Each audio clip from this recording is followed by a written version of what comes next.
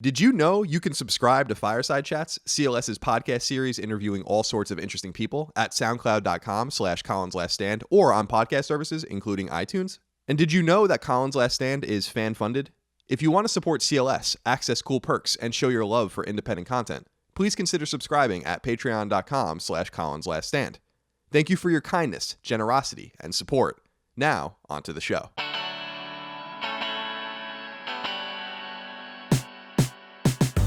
Greetings and salutations. Welcome back to Colin's Last Stand side quest right here on YouTube. My name is Colin Moriarty. As always, I hope today's video finds you and yours very well. Today, I want to discuss Nintendo Switch's amazing sales that Nintendo just revealed. The Switch is doing fantastic. It's doing great across the world. And I think there's a lot of reasons to be optimistic. But I think there are reasons to be reserved and hesitant too, and I want to discuss those in this video as well. Wherever you stand, I'd like to hear from you in the comments below. But first, watch the video, and we'll go from there. Last week, in a financial statement I'm sure company executives were thrilled to release to the world, Nintendo revealed an amazing fact. After only 10 months on the market, the console handheld hybrid Switch has officially outsold Nintendo's previous console, the Wii U. At just under 15 million units sold, buttressed by holiday season sales accounting for nearly half that number, Switch has already surpassed Wii U's roughly 13.5 million units sold. For context, Wii U was launched worldwide in late 2012 to a resounding thud. It was a terrible console. So Switch outselling it isn't a huge surprise. It's that it outsold it in such a short time period that makes one's head spin. As you may recall, my pre-launch Switch lifetime sales prediction was that it'd ultimately do about twice Wii U's numbers. I figured somewhere in the 30 million range. But Nintendo has the potential to put that predictive number to bed in only 2 years or so with Switch, an exceptional and even unthinkable feat not even a year ago. The fact that Nintendo has managed such an exceptional turnaround is already the stuff of industry legend, and Nintendo should be applauded for getting so much so right. And let's be frank, it's gotten a great deal right. It wasn't too long ago that I made a video right here on SideQuest about how much I've unexpectedly taken to the Switch, and clearly I'm not the only one. Indeed, the attach rate for the console, not even a year old, tells a powerful tale. At 3.5 titles per Switch sold, games are moving briskly to an already embedded audience. 4 different first-party games, The Legend of Zelda Breath of the Wild, Super Mario Odyssey, Splatoon 2, and Mario Kart 8 Deluxe, have sold at least 4 million copies each. In fact, Zelda and the 2 Mario games are above 6 million units sold each. These are numbers that must make Nintendo's leadership feel weightless, not to mention a resurgent Nintendo fanbase that is finally finding its way out of the wilderness after a pretty bleak few years in the console space. Not surprisingly, Nintendo is feeling bullish as it traverses 2018. So bullish, in fact, that it has officially revised upward its sales projections for both Switch hardware and Switch software for its fiscal year ending soon. The company thinks it will sell more hardware than it expected, more software than it expected, and make more money and net a higher profit than expected. All good things, of course, since success in the short term will allow Nintendo to keep making long-term bets that can further solidify its resurgent stature, and to double, triple, and quadruple down on initiatives that are working.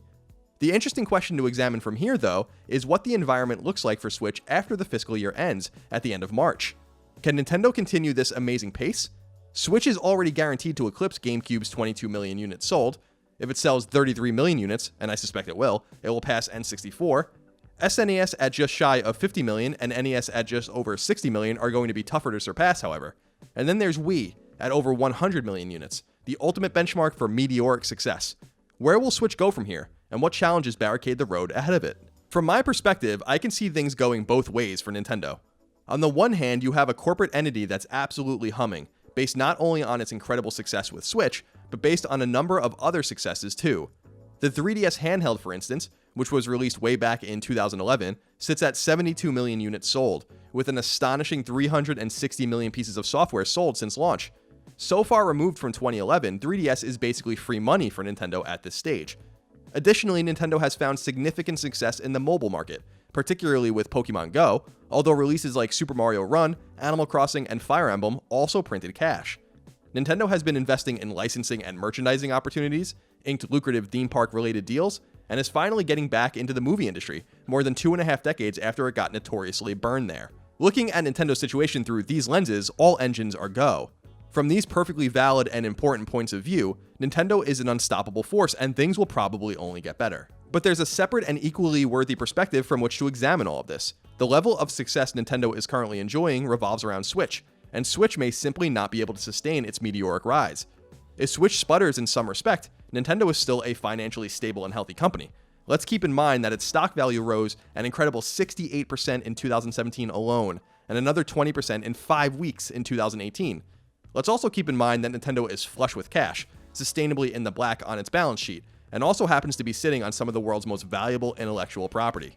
But fortunes in the gaming industry rise and fall all the time. The once untouchable becomes suddenly mortal.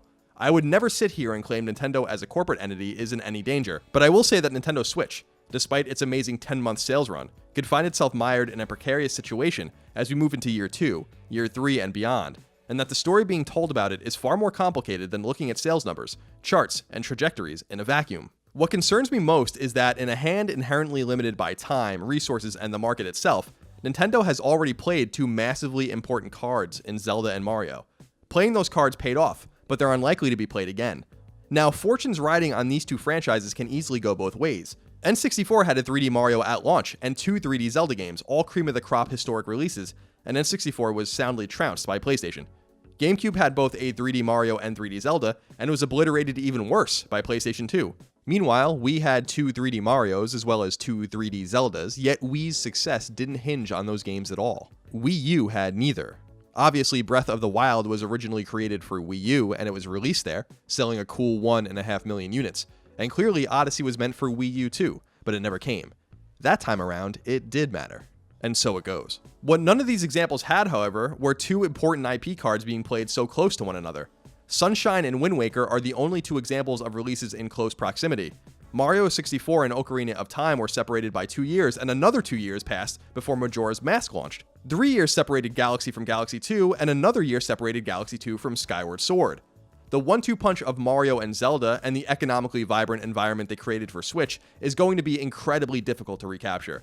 And considering how insanely long both Breath of the Wild and Odyssey took to make, it's entirely conceivable that both franchises' AAA runs on Switch have already occurred. Nintendo wisely played these cards. They needed both on the table to make Switch happen at all. But it doesn't erase the fact that gamers need to be fed games, or your console stumbles and falls. And even though Nintendo's relationship with third parties is as strong as it's been in a decade, Nintendo will ultimately need to rely on itself and its internal partners to make the games on the console that really truly matter. Flooding the eShop with indie games is great, but vibrant indie game markets already exist on Steam, PS4, and Xbox One, all machines and services with a greater reach at the current time. It's simply not a notable differentiator. Neither are these late third-party releases. They've already been played elsewhere. There's little doubt that Nintendo has other franchises of massive import that could help shift units. Super Smash Bros. Is coming to Switch, which is going to sell huge numbers, and a new Mario Kart, if previous new releases in the franchise are any indication, is going to be a world scorcher. Even Metroid Prime 4 will help, although many people, even Nintendo's own fans, greatly overestimate Metroid's reach and sales numbers. But what else is there on the exclusive front? Bayonetta 3 will probably be great, but like Xenoblade Chronicles 2, it's not going to push massive numbers. Project Octopath Traveler looks fantastic, but let's be real, that's a niche game that will push few units. Nintendo Labo is cool, I guess? It seems to be a gimmick to me, and as we've seen from PlayStation Move to Xbox Connect, gamers don't take kindly to gimmicks. Pokemon is an obvious massive ace in the hole, and it's coming, but we know nothing about it. I think what I'm saying here is that you'd have to willfully bury your head in the sand, not to see that there could be a bit of an issue brewing here. While Switch does a great job of justifying itself based on its clever hybrid nature, if you've got nothing of the Zelda and Mario caliber to play on it a few times a year, that could signal turbulent waters ahead. And it's perhaps those most far out and unforeseen but absolutely choppy waters ahead that are most daunting for Nintendo to continue its amazing, applause-worthy performance with Switch. Sony and Microsoft are only a year or two away from revealing what's next for their ecosystems, and this is going to create a multitude of problems for Nintendo, particularly on the third-party front. Publishers like Bethesda and Ubisoft have shown a great deal of support for Switch, but are they going to be able to show that with what's next? Remember, Switch, due to its very nature, is a machine of concessions. It's not even as powerful as PS4 or Xbox One, consoles launched 5 years ago. The next PlayStation and next Xbox are going to be dynamos, and if PS4's performance in particular is any indication, they're going to sell. Switch may be able to play tweaked versions of Skyrim, launched 7 years ago, or Doom, which can't be run as intended on Switch, but it's not going to be able to play, say, The Elder Scrolls 6, it's not going to be able to play the next-gen Call of Duty, it's not going to be able to get the most state-of-the-art versions of FIFA or Madden. These are incredibly relevant concerns to the market. Without both the first and third-party cannons firing, it's hard to see Switch getting to, say, Wii levels, even if its early numbers suggest it's on that trajectory. It's hard to believe that publishers are going to roll out two very different versions of their biggest AAA games, one for PC, Xbox, and PlayStation, and another for Switch, once the next generation gets rolling. My heart and my head are at odds. My head is telling me that Switch will continue a respectable trajectory, continue to do great, but slow down as it moves into its middle years simply due to increased and renewed competition from its rivals' inevitable new machines, and a seeming dearth of first-party offerings that will light the world on fire, like Zelda and Mario have. My heart is telling me that we're seeing a new Nintendo, though. A Nintendo savvy enough, smart enough, sophisticated enough, and intelligent enough to have everything mapped out just so. I have to say, I've been so impressed with Nintendo over the last 2 years, as it has, on one hand, swallowed its pride, embraced opportunities, like mobile gaming, and turned them solely to their benefit. It has, on the other hand, returned to its hardcore gaming roots, and really delivered from both a hardware and software perspective in ways I simply didn't think it was capable of anymore. Am I worried about Nintendo moving forward? No. But I am a little worried about Switch's trajectory, and I figured I'd voice that. Whether or not I'm right or wrong to be concerned will be, as always, determined by time and money. Either way, Nintendo has a resurgent fan in me that will await what's next with more eagerness than I've shown for the brand in many years. Alright, that's it for this episode of Colin's Last Stand Side Quest. I hope you enjoyed it. As always, let me know what you think in the comments below. I'll be reading. Thumb up the video if you liked it, and thumb it down if you didn't. I will waste no more of your time today, but I do appreciate what time you have given me, and I will see you next time for more Colin's Last Stand Side Quest. Keep on gaming.